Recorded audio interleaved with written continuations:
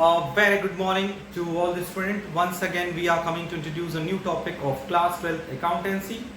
As you know very well, in the last few videos, we already discussed the first chapter of the part B, that is in financial statement of company. In this video, we also discussed about the format which are given by the Companies Act 2013 as per the Schedule 3, the format of the balance sheet and the format of the statement of profit and loss.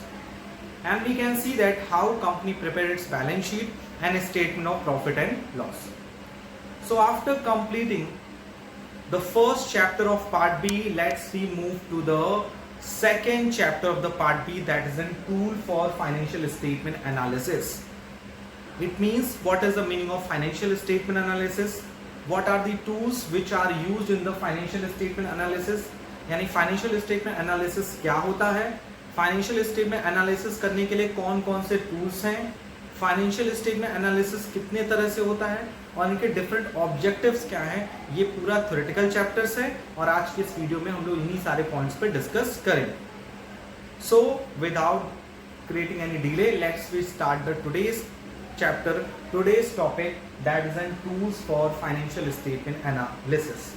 So please note down, the name of the chapter is tools for financial statement analysis. मतलब इस chapter में हमें दो चीजें discuss करनी है. एक,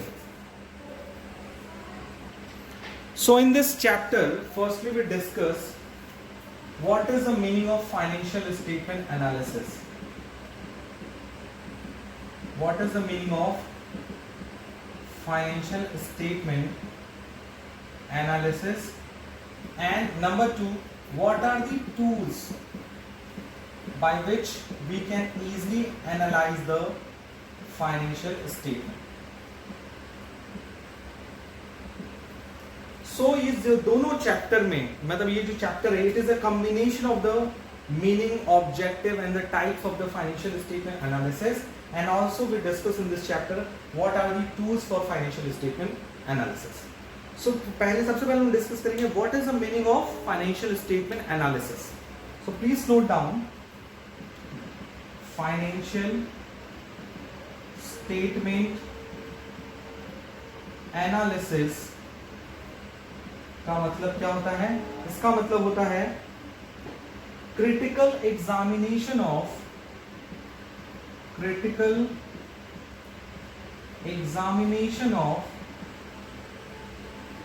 financial information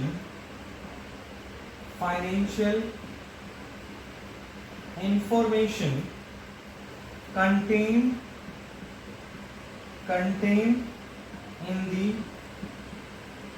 financial statement. So what is the meaning of financial statement analysis? नाम से ही क्लियर है, एनालिसिस यानी जिसमें फाइनेंशियल स्टेटमेंट की जो भी इंफॉर्मेशन होगी, जो भी हमें फाइनेंशियल स्टेटमेंट से जो भी इंफॉर्मेशन मिलेगी, उसको हम क्रिटिकल एग्जामिनेशन करेंगे. एग्जामिनेशन का, क्रिटिकल एग्जामिनेशन का मतलब है उससे हम कंक्लूजन निकालेंगे कि ये जो इंफॉर्मेशन है या जो फाइनेंशियल स्टेटमेंट बन के आया है, this is profitable for the organization or not. Number second, it is the various objective of the financial statement of analysis. Financial statement analysis के कई सारे objective हैं, जैसे पहला, to know the profitability.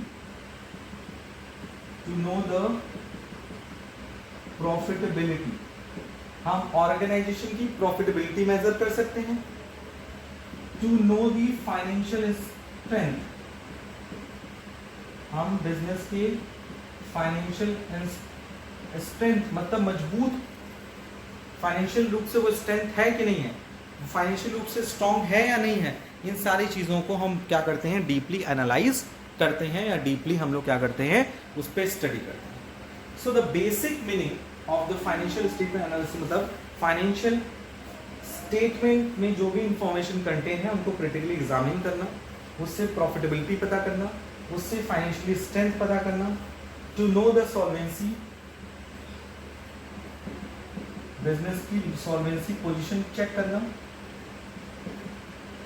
These are the objective of the financial statement analysis, as well as to make comparison. ये सारी चीजें आपके बुक में गिवन है।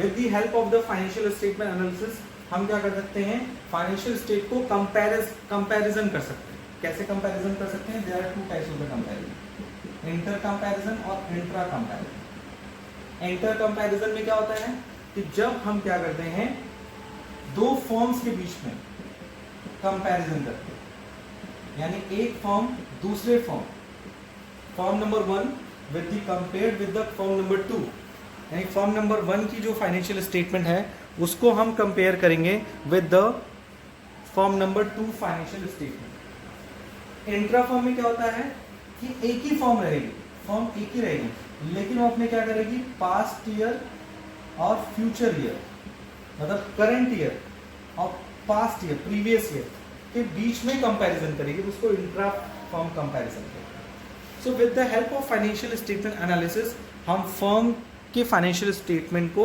दूसरे फाइनेंशियल स्टेटमेंट के साथ क्या करते हैं, कंपेयर करते हैं। ओके, अब हम लोग बात करते हैं नेक्स्ट टॉपिक पे। ये तो थ्योरेटिकल पार्ट हो गया, वैसे ये पूरा चैप्टर जो है वो पूरा थ्योरेटिकली है। दूसरा पार्ट है इंपॉर्टेंस क्या क्या है।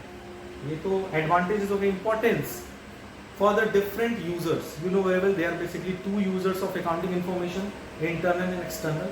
तो फाइनेंशियल स्टेटमेंट एनालिसिस की जो इंपॉर्टेंस है वो डिफरेंट के लिए डिफरेंट होगी। जैसे इन्वेस्टर्स के लिए अलग होगी, ओनर्स के लिए अलग होगी, मैनेजमेंट के लिए अलग होगी। तो फाइनेंशियल स्टेटमेंट एनालिसिस की अगर हम इंपॉर्टेंस की बात करें तो फॉर द मैनेजमेंट क्या है, मैनेजमेंट क्या करेगा, उससे मैनेजरियल डिसीजन ले सकता है। इन्वेस्टर क्या हो सकता है, वो इन्वेस्टिंग सम रिलेटेड डिसीजन ले सकता है कि हम इस कंपनी में इन्वेस्ट करें या ना करें। तो बेसिकली जो फाइनेंशियल स्टेटमेंट एनालिसिस है वो इस बात पे फोकस करता है कि हम ऑर्गेनाइजेशन में उस इंफॉर्मेशन से, उस क्रिटिकल एग्जामिनेशन से हम ये डिसाइड करें कि वो डिसीजन हमारे फेवर में हो। ठीक है, उसी के साथ साथ लिमिटेशंस भी हैं, वो भी बुक में ऑलरेडी गिवन है। What are the limitation of financial statement analysis? You know very well, financial statement include only the quantitative information. So इसमें हम लोग क्या करते हैं, इग्नोर करते हैं, ignorance of qualitative aspect। ये सबसे बड़ी लिमिटेशन है फाइनेंशियल स्टेटमेंट एनालिसिस की, क्योंकि फाइनेंशियल स्टेटमेंट एनालिसिस में हम फाइनेंशियल स्टेटमेंट का एनालिसिस करते हैं, यानी स्टेटमेंट ऑफ पीएल का, बैलेंस शीट का, ठीक है, उसको एनालाइज करते हैं। उसमें सिर्फ कौन सी चीजें एस्पेक्ट रिकॉर्ड होते हैं, फाइनेंशियल, क्वालिटेटिव, क्वांटिटेटिव चीजें रिकॉर्ड होती हैं। तो इसका मतलब यह है कि हम क्वालिटेटिव चीजों को क्या करते हैं, इग्नोर करते हैं। और इसकी सबसे बड़ी लिमिटेशन है वो है आपका, सबसे दूसरी इंपॉर्टेंट इंफॉर्मेशन है विंडो ड्रेसिंग। बेसिकली ये एक ऐसा टर्म है जो फाइनेंशियल स्टेटमेंट के लिमिटेशन को शो करता है। सपोज किसी कंपनी ने अपने बिजनेस ऑर्गेनाइजेशन की जो बैलेंस शीट बनाई है वो बढ़ा चढ़ा के बनाई है, मतलब उसमें ज्यादा से ज्यादा एसेट्स दिखाया गया है, लायबिलिटीज को कम करके दिखाया गया है, मतलब आपको मिस प्रेजेंट किया गया इंफॉर्मेशन को, मिस कम्युनिकेट किया गया इंफॉर्मेशन को। Reality of the data and information जो हमें मिल रहा है फाइनेंशियल स्टेटमेंट में, उनमें काफी डिफरेंसेस हैं। ठीक है, तो उस सिचुएशन में जो हमारा फाइनेंशियल स्टेटमेंट एनालिसिस है वो करेक्ट इंफॉर्मेशन नहीं दे पाएगा। ठीक है, तो लिमिटेशन भी बहुत सारी हैं फाइनेंशियल स्टेटमेंट एनालिसिस की, उसको भी आपको क्या करिएगा, नोट डाउन कर लीजिएगा। हम जो बात करने जा रहे हैं वो बात करने जा रहे हैं the next topic is tool for financial statement analysis, यानी फाइनेंशियल स्टेटमेंट को एनालाइज करने के लिए हमारे पास कौन कौन से टूल्स हैं और उन टूल्स में से हमें कौन कौन से टूल्स क्या करने हैं हमारे सिलेबस में इंक्लूडेड हैं। So the next step is tools for financial statement analysis.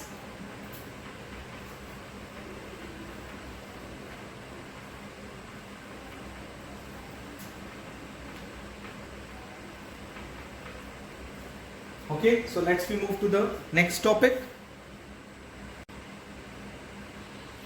So the next topic is tools for financial statement analysis. So basically, what are the tools? Tools means techniques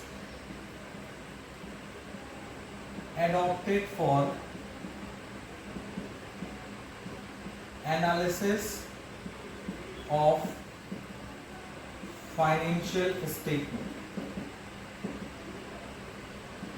यानी कि financial statement को analyse करने के लिए हम जिस भी technique का, जिस भी टूल्स का हम यूज करते हैं उसे हम लोग क्या बोलते हैं? Tools for financial statement analysis के। जैसे मेरे घर में लाइट चली गई, तो लाइट चली गई तो हम किसको बुलाएंगे? एक्सपर्ट को, इलेक्ट्रीशियन को। वो आएगा, प्रॉब्लम चेक करेगा, फिर प्रॉब्लम को सही करने के लिए वो कई टूल्स यूज करेगा। उसी तरह से फाइनेंशियल स्टेटमेंट बनने के बाद कंपनी क्या करती है? उस फाइनेंशियल स्टेटमेंट से डिसीजन ड्रॉबैक करती है, मतलब डिसीजन ड्रॉन करती है। मतलब क्या, हमने फाइनेंशियल स्टेटमेंट तो बना दिया, लेकिन ये फाइनेंशियल स्टेटमेंट कह क्या रहा है उसको इंटरप्रेट करना। जैसे रामायण है, महाभारत है, ये लिखी जा चुकी है, लेकिन वो रामायण और महाभारत हमें क्या कहना चाह रही है, क्या मैसेज कन्वे करना चाह रही है, ये सिर्फ और सिर्फ एक्सपर्ट ही बता सकते हैं। उसको अनुवाद करके, ट्रांसलेट करके, उसकी व्याख्या यानी एक्सप्लेनेशन करके। एक पैराग्राफ लिखा है, पोइट ने पोइट्री लिखी हुई है, ठीक है। अब उस पोइट्री से क्या मैसेज कम्युनिकेट होके आ रहा है, ये किसका काम होता है? एक्सपर्ट का, जो उस फील्ड में एक्सपर्ट। उसी तरह से फाइनेंशियल स्टेटमेंट बन के तैयार हो गया।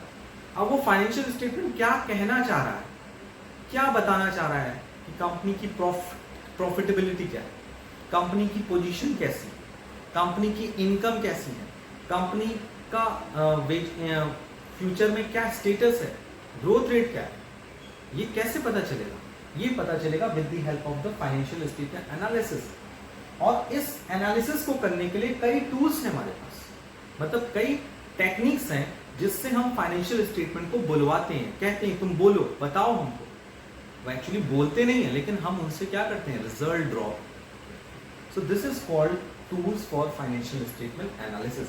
अपने दिमाग में कॉन्सेप्ट समझ लो कि फाइनेंशियल स्टेटमेंट से कंक्लूजन निकालने के लिए, फाइनेंशियल स्टेटमेंट से रिजल्ट ड्रॉप करने के लिए, वाइड इंफॉर्मेशन कलेक्ट करने के लिए हम जिस टूल्स का यूज करते हैं उसे बोलते हैं tools for financial statement analysis.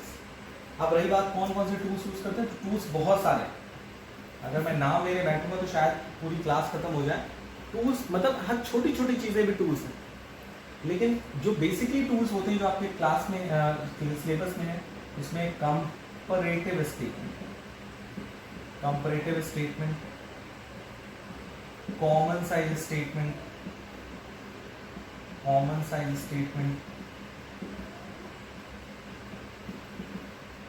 ठीक है, ट्रेंड परसेंटेज, ठीक है, और comparative statement, common size statement, trade percentage, जिसे हम लोग ट्रेंड एनालिसिस भी कहते हैं, और कैश फ्लो स्टेटमेंट,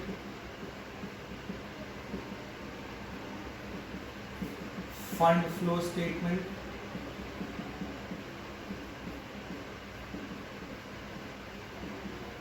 ठीक है। ये कुछ पॉइंट्स गिवन हैं, और ये सारे पॉइंट्स जो हैं वो डिनोट करते हैं the techniques which are adopted at the time of the analysis of the financial statement. Okay, और भी बहुत सारे हैं, इसमें मैं नाम यहां लिख दे रहा हूं। रेशियो, अकाउंटिंग रेशियो, ठीक है। तो आपके सिलेबस में इसमें सिर्फ एक ही चीज नहीं है, वो है फंड फ्लो स्टेटमेंट। और भी है, आपने नाम सुना होगा इकोनॉमिक्स में ब्रेक इवन पॉइंट, यहाँ बोला जाता है ब्रेक इवन पॉइंट एनालिसिस। सो ये भी अकाउंट्स में भी यूज होता है। ब्रेक इवन पॉइंट क्या होता है? एक ऐसा पॉइंट जहां पे कंपनी को ना प्रॉफिट होता है ना लॉस होता है। So you can see that कितने सारे मेथड्स हैं, कितने सारे टूल्स हैं जो फाइनेंशियल स्टेटमेंट को एनालाइज करने के लिए यूज़ किए जाते हैं वाइडली फॉर्म में, जिसमें से कुछ टूल्स ऐसे हैं जो आपके कोर्स में इंक्लूडेड नहीं हैं, उनको मैं बता दे रहा हूँ, लेकिन फ्यूचर में आपको पढ़ना है। एक है आपका फंड फ्लो स्टेटमेंट, एक है आपका ब्रेक इवन पॉइंट एनालिसिस। उसके साथ साथ आपको कंपैरेटिव कॉमन साइज भी पढ़ना है, ट्रेंड एनालिसिस के बारे में थोड़ा बहुत जान लेना है कि अपवर्ड ट्रेंड है कि डाउनवर्ड ट्रेंड है। कैश फ्लो स्टेटमेंट तो एक सेपरेट चैप्टर है, काउंटिंग रेशियो भी एक सेपरेटली चैप्टर डील कर रहे हैं। तो हम लोग स्टार्ट करते हैं the tools for financial statement analysis का सबसे पहला tools that is in comparative statement. Okay, so what is the meaning of comparative statement, आइए डिस्कस करते हैं।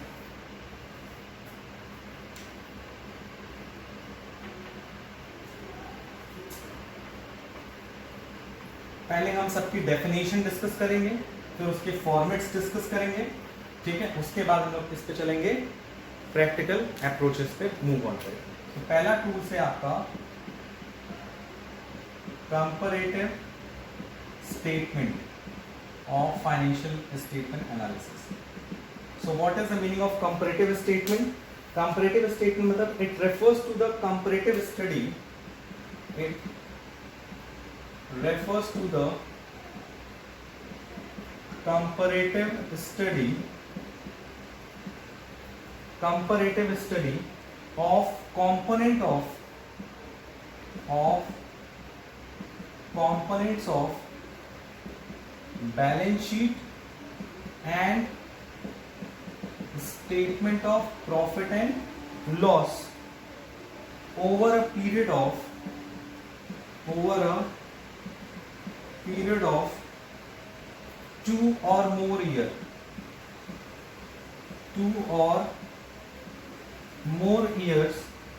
both in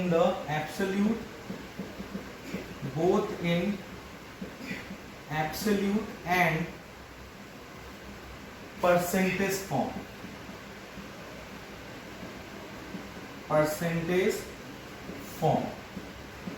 आई होप कि आपको चीजें क्लियर दिख रही होंगी। सो what is the meaning of comparative statement? Comparative statement की एक डेफिनेशन आपको दे दी गई। उस डेफिनेशन के अकॉर्डिंग ये कहा गया है कि कंपैरेटिव स्टेटमेंट एक कंपैरेटिव स्टडी है जिसमें हम कंपैरिजन करते हैं किसमें, कंपोनेंट ऑफ बैलेंस शीट के कंपोनेंट के बीच में कंपैरिजन करते हैं। और स्टेटमेंट ऑफ पीएल मतलब इसमें जो कंपैरिजन होता है वो बैलेंस शीट और स्टेटमेंट ऑफ पीएल के बीच में नहीं होता है, बैलेंस शीट के कंपोनेंट का अपने कंपोनेंट के साथ और स्टेटमेंट ऑफ पीएल का अपने कंपोनेंट के साथ कंपैरिजन कैसे होगा, ओवर अ पीरियड ऑफ 2 और मोर ईयर, 2 से अधिक साल। मतलब जैसे इस साल की रेवेन्यू फ्रॉम ऑपरेशन का कंपैरिजन पिछले साल के रेवेन्यू फ्रॉम ऑपरेशन से किया जाए। बात समझ में आया? इस साल की करंट लायबिलिटी का कंपैरिजन पिछले साल की करंट लायबिलिटी के साथ कंपैरिजन किया जाएगा। तो it is called comparative statement. यानी कंपैरेटिव स्टेटमेंट हमें ये बताता है कि कैसे हम बैलेंस शीट के हर कंपोनेंट और स्टेटमेंट ऑफ पीएल के हर कंपोनेंट को उसके अदर ईयर के साथ इजीली कंपेयर करके क्या कर सकते हैं, रिजल्ट ड्रॉप कर सकते हैं। और ये जो रिजल्ट आता है वो एब्सोल्यूट और परसेंटेज दोनों फॉर्म में आता है। एब्सोल्यूट मतलब चेंजेस हुआ तो कितना चेंजेस हुआ, दिस इज कॉल्ड एब्सोल्यूट। और परसेंटेज मतलब चेंजेस इन परसेंटेज। अभी फॉर्मेट बनाएंगे तो आपको खुद क्लियर आ जाएगा डेफिनेशन का मतलब। और ये भी मैं बता दूं, कंपैरेटिव स्टेटमेंट को हम लोग कहते हैं, क्या कहते हैं, हॉरिजॉन्टल एनालिसिस कहते हैं, हॉरिजॉन्टल। और वहीं कॉमन साइज को क्या कहते हैं, वर्टिकल कहते हैं। याद रखिएगा, कंपैरेटिव स्टेटमेंट को क्या कहते हैं, horizontal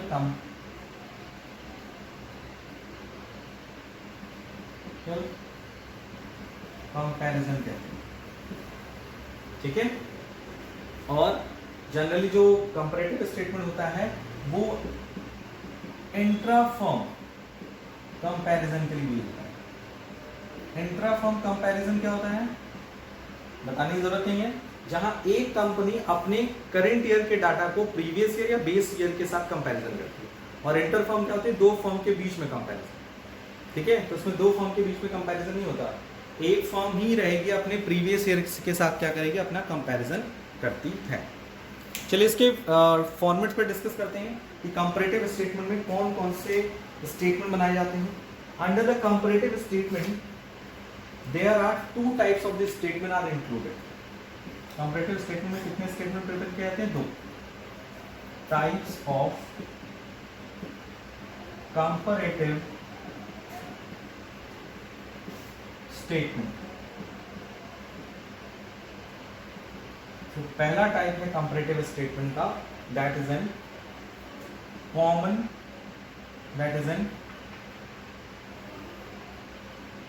comparative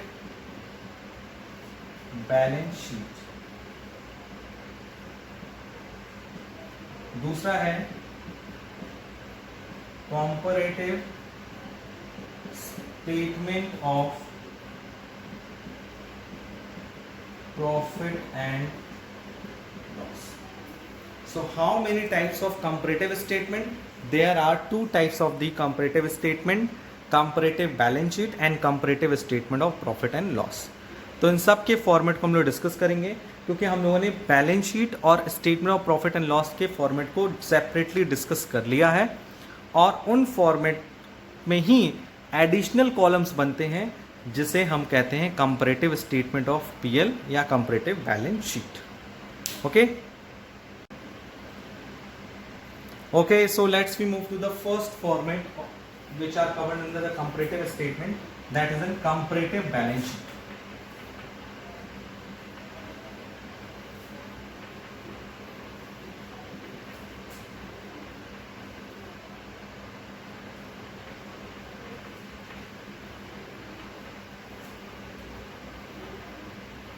Okay, so if you are talking about the format of the comparative balance sheet, you know very well. पहले हम लोग बैलेंस शीट के फॉर्मेट को देख लेते हैं। सबसे पहले हम लोग टाइप लिखते हैं balance sheet of this company. अब इसी के आगे हम लोग क्या लिख देते हैं, ऐड कर देते हैं कंपैरेटिव बैलेंस शीट।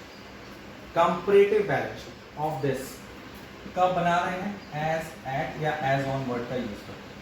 उसके बाद हमने सिंपली फॉर्मेट बना दिया कम बैलेंस शीट का। उसमें सबसे पहले आता है पर्टिकुलर्स, दूसरा कॉलम आता है नोट नंबर, थर्ड कॉलम आपका आता है अमाउंट ऑफ प्रीवियस ईयर, और फोर्थ कॉलम आता है अमाउंट ऑफ करंट ईयर। उसके बाद जो नेक्स्ट फॉर्मेट आता है उसको बोलते हैं एब्सोल्यूट चेंजेस, जैसा फॉर्मेट आपने देखा था, एब्सोल्यूट चेंजेस। और लास्ट कॉलम होता है परसेंटेज ऑफ एब्सोल्यूट चेंजेस। ठीक है, so there are basically you can see that 6 column under the comparative balance sheet, particulars, note number, amount of previous year, amount of current year, absolute changes and percentage of absolute changes. उसमें जो पहला major part होता है वो क्या होता है, equity and liability. Equity and liability में क्या लेते हैं हम लोग, शेयर होल्डर फंड। ठीक, फिर दूसरा क्या होता है, नॉन करेंट लायबिलिटी। मैं मेजर हेड बस लिखता हूँ, करेंट लायबिलिटी। उसके बाद हम लोग टोटल करते हैं तो हो जाता है total of liability side. Second assets, assets में आपका non current assets and current assets. ठीक है, और उसके बाद हम लोग कर देते हैं टोटल।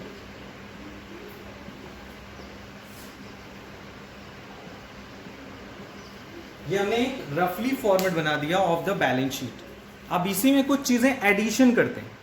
एडिशन मतलब यानी ये बैलेंस, यहां तक आपकी बैलेंस शीट बन गई। बैलेंस शीट में 2 कॉलम और ऐड कर दिया, absolute changes and percentage of absolute changes.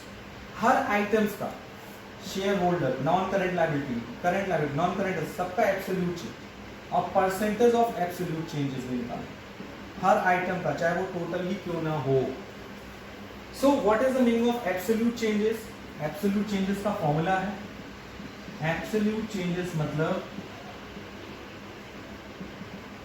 Amount of previous year minus amount of current year. मतलब कि करंट ईयर में और प्रीवियस ईयर में क्या चेंजेस, यानी करंट ईयर की अमाउंट को माइनस करते हैं प्रीवियस ईयर की अमाउंट के साथ। और ये पॉजिटिव भी हो सकता है, नेगेटिव भी हो सकता है। ये पॉजिटिव भी हो सकता है और क्या हो सकता है, नेगेटिव भी हो सकता है। पॉजिटिव को हम ऐसे ही एज इट इज छोड़ देते हैं, बल्कि नेगेटिव के लिए हम लोग क्या करते हैं, ब्रैकेट वर्ड यूज करते हैं, ब्रैकेट यूज करते हैं। ठीक है, जैसे मैं कहूं शेयर होल्डर फंड की प्रीवियस ईयर की वैल्यू 10,000 है, करेंट ईयर की वैल्यू 20,000। सो एब्सोल्यूट चेंजेस क्या होगा, बढ़ रहा है, इंक्रीज कर रहा है, सो प्लस 10,000। क्लियर हुआ? और परसेंटेज ऑफ एब्सोल्यूट चेंजेस कैसे निकलता है, परसेंटेज ऑफ एब्सोल्यूट चेंजेस निकालने का फॉर्मूला होता है या तरीका होता है, वो होता है जो भी एब्सोल्यूट चेंजेस आया है, जो डिफरेंस आया है between the previous year and current year, उसको डिवाइड करते हैं प्रीवियस ईयर के अमाउंट से और मल्टीप्लाई कर देते हैं 100 से। उसको किससे मल्टीप्लाई कर देते हैं, 100 से। जैसे एब्सोल्यूट चेंजेस कितना हुआ, 10,000, प्रीवियस ईयर की वैल्यू कितनी है, 10,000, तो परसेंटेज कितना आ गया, 100। Got it? आप एक और एग्जांपल लीजिए, मान लीजिए नॉन करंट एसेट्स थी पिछले साल 40,000, इस साल कितनी है, 40,000। यानी प्रीवियस ईयर में नॉन करंट एसेट्स की वैल्यू थी 50,000, करंट ईयर में 10,000। सो चेंजेस हो रहा है 10,000 का, लेकिन ये पॉजिटिव नहीं हो रहा है, नेगेटिव हो रहा है। सो नेगेटिव जब भी चेंजेस होंगे, एब्सोल्यूट चेंजेस नेगेटिव में होगा, तो उसको किससे शो करेंगे, ब्रैकेट। और उसका जब परसेंटेज निकालेंगे तो परसेंटेज भी क्या होगा, 10,000 डिवाइडेड बाई 50,000 इंटू 100, तो कितना चेंज हुआ, 20% का हुआ, लेकिन ब्रैकेट में। सो जब एब्सोल्यूट चेंजेस नेगेटिव में है तो परसेंटेज भी उसका क्या होगा, नेगेटिव में होगा। So this is a format of comparative balance sheet as at comparative balance sheet, जिसमें हम हर एलिमेंट्स के पहले बैलेंस शीट प्रिपेयर करते हैं प्रीवियस ईयर और करंट ईयर की वैल्यू को, और on the basis of the value of previous year and current year we find out the absolute changes and there after we find out the percentage of absolute changes. Similarly यही same format रहता है, ये पूरा format वही रहता है, बस इसका मैं नाम चेंज करूं, comparative statement of profit and loss, जिस भी कंपनी में। क्लियर? और नीचे लिख दूं for the year ended, for the year ended जिस भी ईयर का।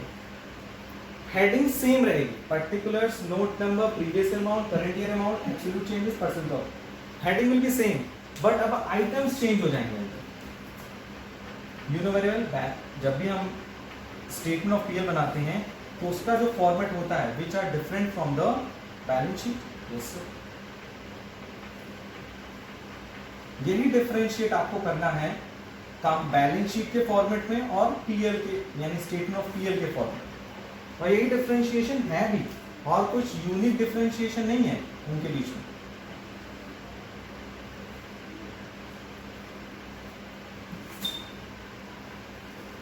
That clear? And I hope it is clear for you. अब हम लोग जो पर्टिकुलर्स में आइटम्स में जो बैलेंस शीट के आइटम्स लिखे थे, अब यहाँ पे हम लोग क्या करेंगे, पीएल के आइटम्स, यानी स्टेटमेंट ऑफ पीएल के आइटम्स लिखना स्टार्ट करेंगे। Revenue from operation, other income, total income 1+2,